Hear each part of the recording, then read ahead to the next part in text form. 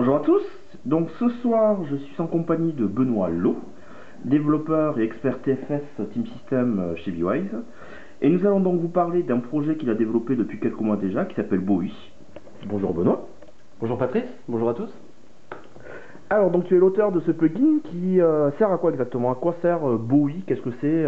Quelle est l'utilité de ce projet-là et qu'est-ce qu'on peut en faire exactement? D'accord, alors en fait Bowie c'est un add-in qui vient s'intégrer dans Outlook qui va permettre d'interagir avec la plateforme TFS. D'accord. Donc il existe déjà certains add-ins sur le marché. L'avantage de celui-ci c'est tout d'abord qu'il est entièrement open source, entièrement gratuit. D'accord. Voilà. Donc il est disponible sur Codeflex comme je viens de le montrer. Disponible sur Codeflex. Vous retrouvez également pas mal d'explications sur l'utilisation du SDK sur mon blog benoîtlot.net.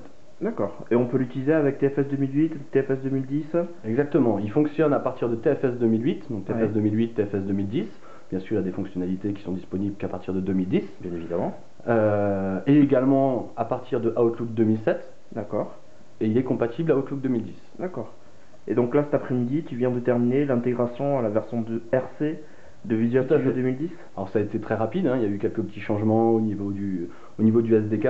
D'accord. Mais en une heure, j'ai basculé sur TFS 2010 RC. Alors, il fonctionnait déjà sur la bêta 2. D'accord. Et donc aujourd'hui, il fonctionne sur la RC. Donc Ok, il très sera bien. mis en ligne d'ici la fin de semaine. Ok. Pour s'assurer que tout fonctionne bien. Très bien. Et ben on va regarder de suite à quoi ça sert. Ok. Donc là, tu es dans Outlook, et donc ça permet de faire quoi exactement depuis Outlook? Alors, premier point d'entrée de l'outil dans Outlook, ça va être tout simplement, comme on le fait depuis Team Explorer, c'est de se connecter à un certain nombre de projets, à un serveur Team et à ses projets favoris. D'accord. Donc j'ai la possibilité depuis ce menu de gérer mes projets Team. Alors attends, j'essaie de depuis faire un ici, focus. Voilà, nickel. Depuis cet endroit, donc je vais pouvoir me connecter à un serveur Team et venir me rajouter mes projets. D'accord. Et on va définir ici un projet Team par défaut qui va nous servir par la suite, qui sera sélectionné à chaque fois qu'on voudra faire une action par défaut. D'accord. Voilà. La possibilité depuis cet écran, donc depuis le Team Explorer, je vais dire, depuis mon Team Explorer que j'ai ici, de définir notamment les zones et itérations des projets. D'accord. Ce qui va me permettre de classer automatiquement les work items que je vais gérer dans ces itérations-là? Exactement. D'accord. Alors c'était un oubli que j'avais dans la version précédente, c'est qu'on peut créer des work items, etc. Ouais. Mais j'avais pas cette gestion d'itération et de zone. D'accord. Donc cette fois on peut le faire depuis l'outil, ce qui évite d'être obligé de retourner dans Team Explorer. D'accord. Et une fois qu'on a sélectionné le projet, on peut faire quoi exactement? Alors, ça s'intègre à plusieurs endroits. Tout d'abord au niveau des ribbons. Je vais prendre ici un nouveau message. J'ai toujours cet onglet Team. Donc, qui représente les fonctionnalités de Bowie sur l'écriture d'un message. Notamment ici la possibilité d'insérer des work items. D'accord.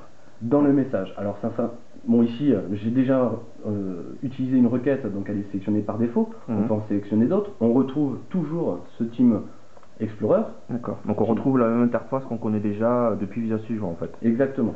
Donc j'ai la possibilité de venir sélectionner une requête. Je peux sélectionner autant de work items que je veux. Donc on retrouve ici exactement la même grille qu'on a dans Team Explorer au niveau du résultat de la requête. En fait, c'est parce qu'elle est exposée dans le SDK, c'est ça? Exactement. Donc on retrouve le même tri, on retrouve le même paramétrage des colonnes, le même ordre, etc. D'accord, ok. Donc ce qui est intéressant pour les chefs de projet qui définissent leur requête. D'accord. On retrouve ici la liste des colonnes qui vont apparaître dans le mail. Ouais. Donc, la possibilité d'en ajouter, d'en supprimer, bien évidemment. Et également la possibilité ici d'ajouter les pièces jointes qui sont attachées au work item, de les ajouter en pièces jointes au mail. D'accord, en cochant sur cette checkbox. Tout simplement en cochant la checkbox. Ok. Donc ce qui va nous permettre d'envoyer des informations à l'équipe de développement, aux développeurs. D'accord. Ou pourquoi pas à des clients qui voient l'avancement du travail. Donc, ici, on retrouve bien des pièces jointes qui étaient dans mes work items. Ouais. Et ici, un tableau qui définit le détail que j'ai sélectionné, les différentes colonnes. Une particularité, alors là je suis connecté à un TFS 2008. Oui. Une particularité de TFS 2010, c'est qu'on a toujours accès au TFS Web Access qui est installé. Qui est maintenant installé par défaut avec TFS 2010, alors qu'en 2008 il fallait l'installer séparément. Voilà. Donc là, quand on va être sur un TFS 2010, je vais avoir la possibilité d'ajouter le lien D'accord. qui va pointer vers le TFS Web Access, et ainsi le développeur Donc ça, c'est pourra automatiquement. voir plus en détail le work item. Tout à fait, ouais.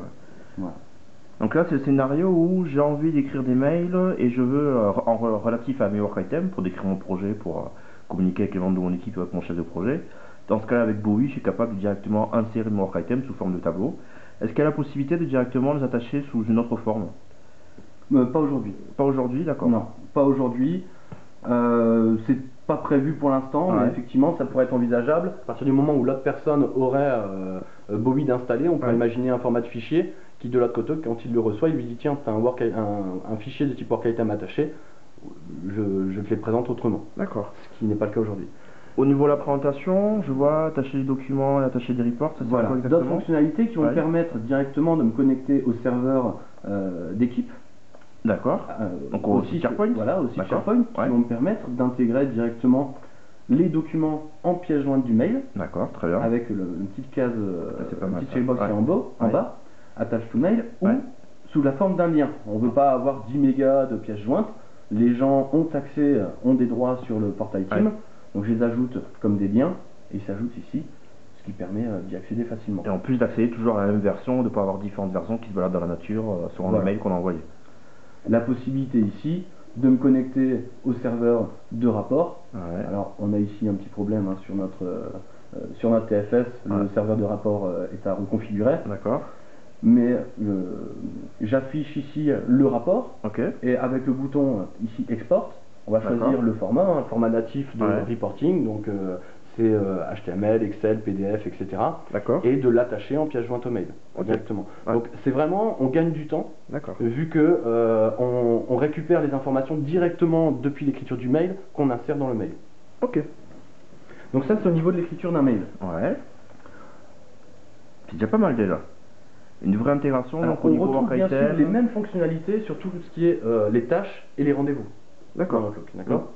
Maintenant, au niveau de la lecture d'un mail, quand je reçois un mail, imaginons je reçois un bug d'un client, j'ai la possibilité, depuis ce mail, de l'attacher à un work item existant, de créer un work item à partir de ce mail, d'accord? Donc par exemple, attacher un work item, on va encore sélectionner la requête, sélectionner notre work item et indiquer sous quel format je veux attacher ce mail au work item. Donc c'est les formats classiques de base à Outlook. Et ici, on a du texte, du HTML, du MSG, etc. Donc ça peut être pratique quand on communique entre développeurs, entre chefs de projet, ou même directement avec les clients qui remontent des bugs. Voilà. Ils me remontent un bug, il y a des screenshots. Les screenshots, j'ai besoin de les avoir au niveau de la définition de mon bug. Je coche la case ici qui me dit ajoute-moi également les pièces jointes du mail aux pièces jointes du work item, et je retrouve les screenshots au niveau du work item. Très bien, nickel, très bien.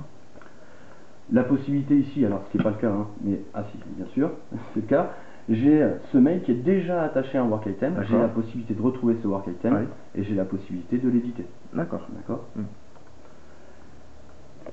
Et également, de pouvoir envoyer, si j'en avais eu ici, les pièces jointes de mon mail directement sur le portail d'équipe.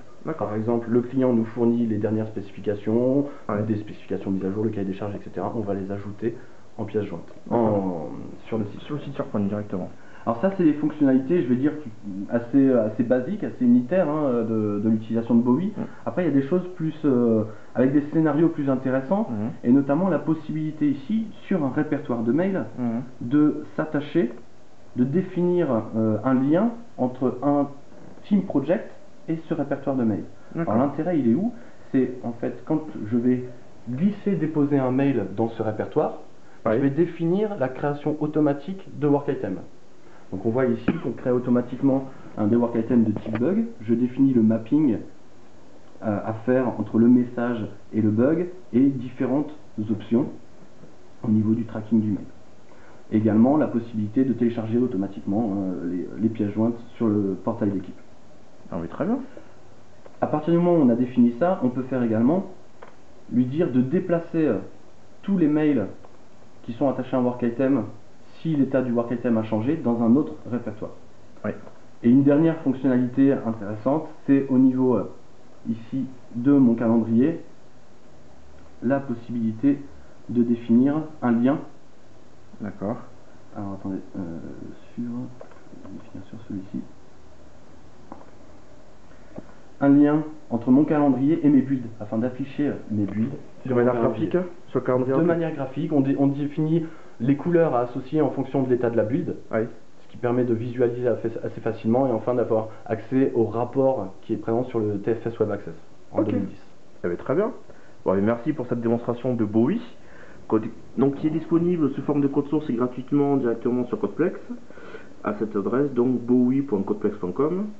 Et donc la version RC est compatible avec Visual 2010 RC qui sera disponible fin de semaine, début de semaine prochaine, fin de semaine, début de semaine prochaine. Eh bien, très bien. Eh bien, je te remercie Benoît. De rien. À bientôt. À bientôt.